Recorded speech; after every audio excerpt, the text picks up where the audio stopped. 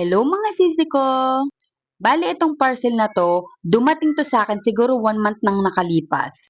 Pero ngayon ko lang talaga siya naisipan buksan. Kung familiar kayo doon sa pegboard wall organizer, eto yung sisi ko. Yung no drill na pegboard wall organizer.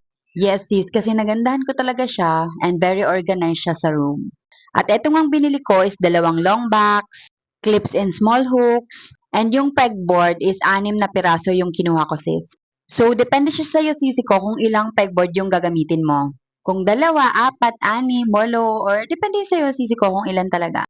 So, ayan, nasimulan ko na siya sisi kong ikabit. Nung una, nahihirapan ako niyan maglagay kasi hindi ko alam kung saan ako magsisimula talaga. Kung kailangan ko pa bang magsukat-sukat or ano pa bang gagawin ko. Usually kasi, nabasa ko sa mga reviews niya, dapat daw ikabit muna yung pangdikit, yung sticky hook niya. By the way, sisi ko, yung pegboard is may free na siyang sticky hook.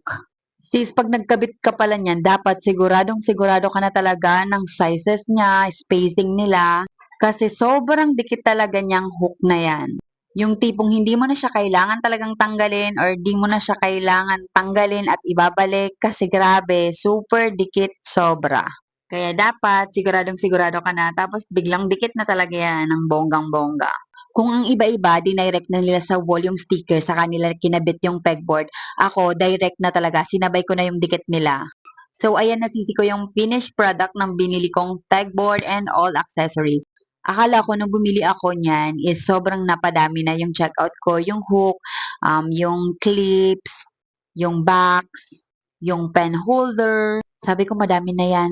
Pero nung nag install na ako, sabi ko, ay, parang kulang talaga yung binili ko. Mas maraming mga clips and box, mas maganda sis. Kaya kung gusto mo rin yan, meron ka sa study table mo, sa harap ng study table mo, mag-checkout ka na talaga niyan kasi napakaganda, di ba? Ang linis tingnan, then napaka-spacious na din. So kung bet mo sis, mag-checkout ka na. Yan muna for today. Bye-bye! Thank you!